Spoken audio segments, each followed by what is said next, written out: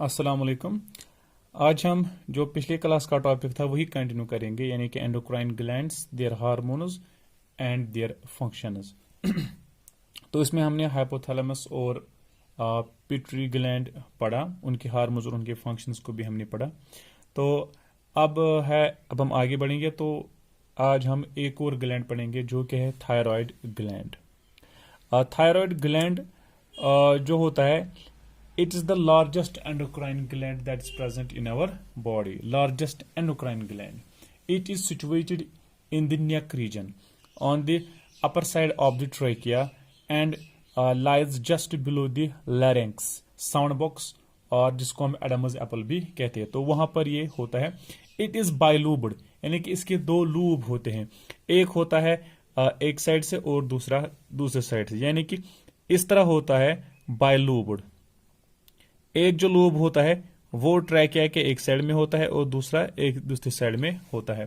It's bilobed and it is brown coloured. तो ये जो थायराइड ग्लैंड है, अगर हम इसके हार्मोन्स देखेंगे तो एक्चुअली ये 3 हार्मोन्स सिक्रीट करता है, लेकिन 2 जो है वो उनका सेम फंक्शन होता है, और वो है थायरोक्सिन एंड ट्राईआयोडोथायरोनिन। एक है थायरोक्सिन एंड ट्राईआयोडोथायरोनिन। तो इनका फंक्शन सेम ही होता है, because these both are iodinated forms of amino acid which is called as tyrosine. Tyrosine एक अमीनो एसिड होता है, तो उसमें जब आयोडीन कंबाइन होता है तो it forms this thyroxine and triiodothyronine. तो अगर हम थायरोक्सिन और इस ट्राईआयोडोथायरोनिन का फंक्शन अगर हम इनके देखेंगे तो एक्चुअली ये क्या करते हैं, they control carbohydrate, they control fat and protein metabolism. यानी कि इनका मेटाबॉलिज्म प्रोटीन का, कार्बोहाइड्रेट का और फैट्स का मेटाबॉलिज्म है, वो ये कंट्रोल करते हैं through BMR, basic metabolic rate. It helps in the development of body tissues. यानी कि जब उनका मेटाबॉलिज्म होगा कार्बोहाइड्रेट का, प्रोटीन्स का, फैट्स का, तो उससे एनर्जी मिलेगी, तो उससे फिर क्या होगा, बॉडी जो टिश्यूज हैं वो ग्रो करेंगे। And it is very important for mental faculties, क्योंकि मेंटल जो ब्रेन का डेवलपमेंट होता है उसमें इसका एक अहम रोल होता है। You have also heard the Metamorphosis. It also helps in the Metamorphosis of the frog. यानी कि जो फ्रॉग होती है उसका जो लार्वा होता है टेडपोल, तो उस टेडपोल स्टेज में जब वो एडल्ट स्टेज में कन्वर्ट होता है तो उसको हम मेटामॉर्फोसिस कहते हैं, जहां पर टेडपोल में टेल होती है और एडल्ट में टेल नहीं होती है। तो इस कन्वर्जन को हम मेटामॉर्फोसिस कहते हैं। तो मेटामॉर्फोसिस इन फ्रॉग में जो होता है, this thyroxine helps in that. Now there are many disorders that are associated with this. तो अगर हम डिसऑर्डर्स देखेंगे कि इस थायरोक्सिन से अगर इसकी डिफिशिएंसी या ज्यादा हाइपर सिक्रीशन होगी तो इससे क्या प्रॉब्लम्स होगी। तो हाइपर सिक्रीशन अगर इसकी होगी, हाइपर मीनिंग ज्यादा, तो वहां पर ग्रेव्स डिजीज होती है। ग्रेव्स डिजीज में क्या होता है, इसके सिम्टम्स क्या होते हैं कि थायरोक्सिन जो होता है, as we know, it controls the carbohydrate, fat and protein metabolism. तो इससे क्या होगा, अगर इसकी ज्यादा सिक्रीशन होगी तो ये जो बॉडी में फैट होगा, जो प्रोटीन होगा, कार्बोहाइड्रेट होगा, तो उसको ये मेटाबोलाइज करेगा। तो उससे क्या होगा कि बॉडी में कोई फैट स्टोर नहीं रहेगा। तो इससे क्या होता है, तो इससे जो पेशेंट होगा या जो पर्सन होगा, दैट विल बिकम एक्सेसिव लीन। तो उससे काफी ये पतला हो जाएगा, क्योंकि उसमें बॉडी में कोई फैट स्टोर नहीं रहेगा, क्योंकि this helps in the metabolism of this fats. तो उससे एक्सेसिव लीननेस होगी, जिसको हम ग्रेव्स डिजीज कहते हैं। अगर आप इसकी हाइपोसिक्रेशन होगी, यानी कि इसकी कम सिक्रेशन होगी बच्चों में, तो वहां पर क्या कौन सी डिजीज होती है, उसको हम कहते हैं क्रिटिनिज्म। जो एक क्रिटिनिज्म होती है, ये वो डिजीज है जिसमें कि डेवलपमेंट ना तो मेंटल डेवलपमेंट होता है और ना तो बॉडी की डेवलपमेंट होता है, क्योंकि this thyroxine helps in the metabolism of carbohydrate, protein and fats. Now when it is deficiency and it is hyposecretion, it means there will be no metabolism of these things and there will be very very low, we can say, development in the brain and in the body, and this person remains the short which is called as cretinism. तो अगर adults में इनकी hyposecretion होगी तो वहां पर एक disease होती है जिसको हम कहते हैं माइजोडीमा। तो माइजोडीमा भी एक डिजीज होती है जिसमें कि अगर सिम्टम्स देखेंगे तो एडल्ट्स में जब इसकी कम सिक्रीशन होती है तो इससे क्या होगा कि जो स्किन होता है वो काफी डार्क हो जाता है और स्किन जो होता है उसमें स्वेलिंग हो जाती है इससे, जिसको हम माइजोडीमा कहते हैं। नाउ क्योंकि हमने पहले ही पढ़ा both these thyroxine and triiodothyronine they are the iodinated forms of tyrosine, कि इसमें आयोडीन जरूरत होता है इस अमीनो एसिड में जो मिलके ये फिर ये हार्मोन्स बनते हैं। तो अगर डिफिशिएंसी ऑफ आयोडीन होगी तो वहां पर ग्वाइटर एक डिजीज है जो कि पाई जाती है।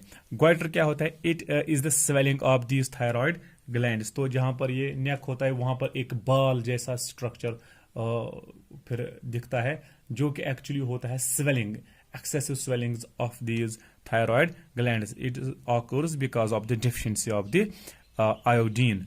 तो इसलिए कि हमें ये एडवाइज किया जाता है कि आप आयोडीनेटेड या आयोडाइज्ड साल्ट इस्तेमाल कीजिए, क्योंकि ये जो आयोडीन है ये हमारी बॉडी में कहीं या किसी फूड में नहीं पाया जाता है। It is usually present in the sea foods. अब हमने क्या किया है, अब गवर्नमेंट ने क्या किया है, क्योंकि हर एक पर्सन के लिए आयोडीन जरूरी होता है तो अब इसको साल्ट में मिक्स किया जाता है। तो जो साल्ट हम खाते हैं उसको हम आयोडाइज्ड साल्ट कहते हैं। सभी को चाहे कि वो आयोडाइज्ड साल्ट इस्तेमाल करे।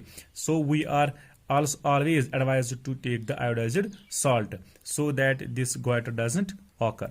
एक और हार्मोन रिलीज करता है जिसको हम कहते हैं कैल्सिटोनिन। तो कैल्सिटोनिन जो होता है it regulates the calcium and phosphorus concentration in the blood. तो ये क्या करता है कैल्सिटोनिन? ये ब्लड में कैल्शियम की लेवल को कम करता है और फिर इसको डिपॉजिट करता है बोन्स में, यानी कि ब्लड में कैल्शियम लेवल डिक्रीज करता है और फिर इसको ये इस कैल्शियम को डिपॉजिट करता है बोन्स में। तो ये था थायराइड ग्लैंड और इसके हार्मोन्स। इसके बाद है parathyroid gland. Now parathyroid gland जो होता है it is embedded in the thyroid gland. जो थायराइड ग्लैंड होता है इसके जो दो लूब्स होते हैं तो उन दो लूब्स में ये 4 थायराइड ग्लैंड पैराथायरॉयड ग्लैंड होते हैं। तो ये एम्बेड यानी कि इसमें बंद किए होते हैं इस तरह से।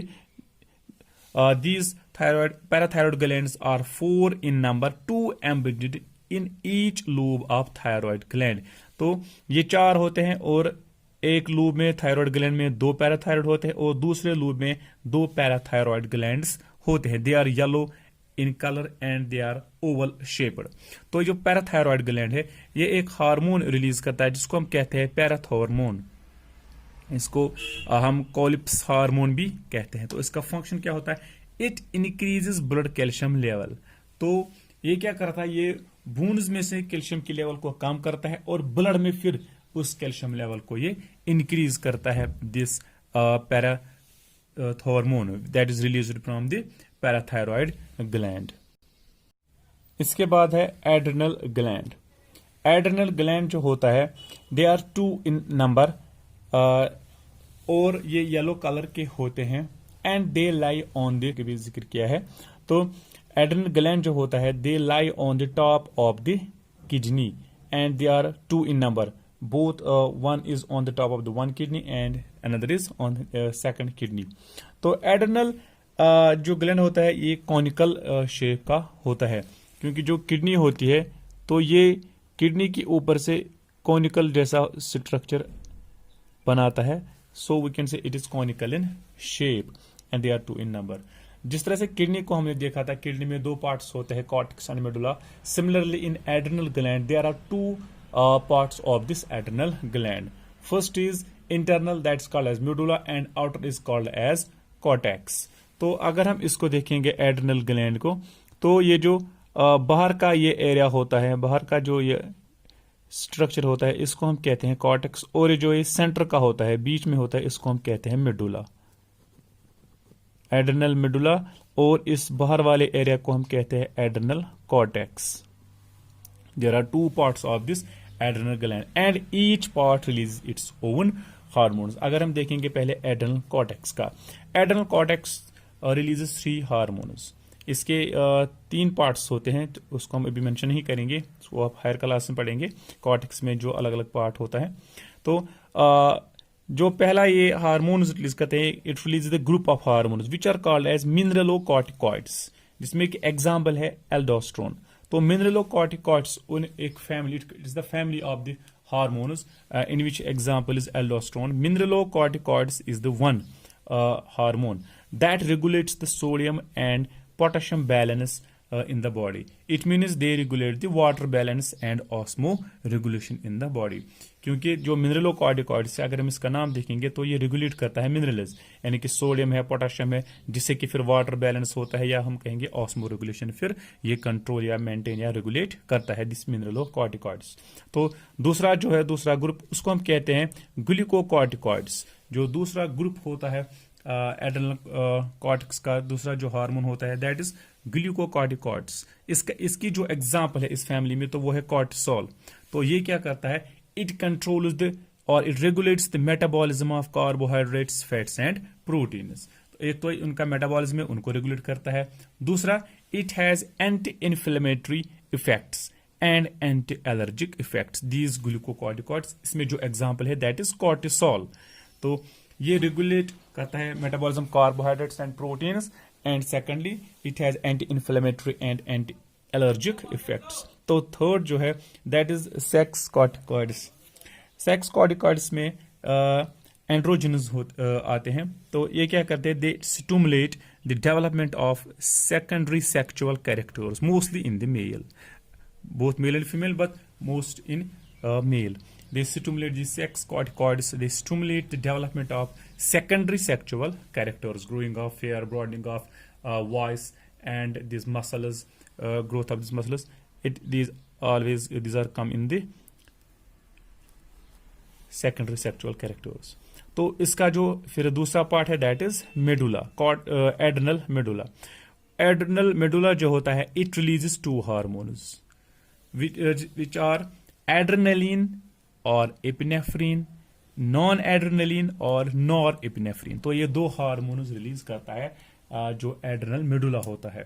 जो इंटरनल का जो पार्ट, जो अंदर का पार्ट होता है उसका मेडुला कहते हैं। तो it releases to hormones adrenaline और एपिनेफ्रीन, नॉर एड्रेनलिन और नॉर एपिनेफ्रीन। तो एड्रेनलिन जो होता है इसको हम इमरजेंसी हार्मोन भी कहते हैं, क्योंकि ये इमरजेंसी सिचुएशंस में काम आता है, because it regulates, it increases the heart beat, it increases the blood pressure, it increases the respiratory rate. तो उससे क्या होगा, जब हार्ट बीट इंक्रीज होगी तो ब्लड फ्लो ज्यादा होगा, उससे ब्लड प्रेशर भी इंक्रीज होगा, उससे जब रेस्पिरेशन भी इंक्रीज होगी तो we will take much oxygen, will take oxygen faster and it will oxidise food very fast. तो उससे क्या होगा, एनर्जी ज्यादा रिलीज होगी। तो उस एनर्जी जो है, जो एनर्जी होती है that helps us in emergency situations. So this is called as emergency hormone. It is also called as 3F hormone, यानी कि it helps in the fear, fright and flight. तो इसीलिए हम इसको 3F हार्मोन भी कहते हैं, क्योंकि कहा जाता है जब फियर होता है या फ्लाइट होता है या फ्राइट होता है तो उस वक्त ये हार्मोन हमें हेल्प करता है, इसलिए हम इसको कहते हैं 3F हार्मोन। तो जब एड्रेनलिन हमारी बॉडी में रिलीज होता है तो उससे क्या होगा, ये आपका टेक्चुअल क्वेश्चन है।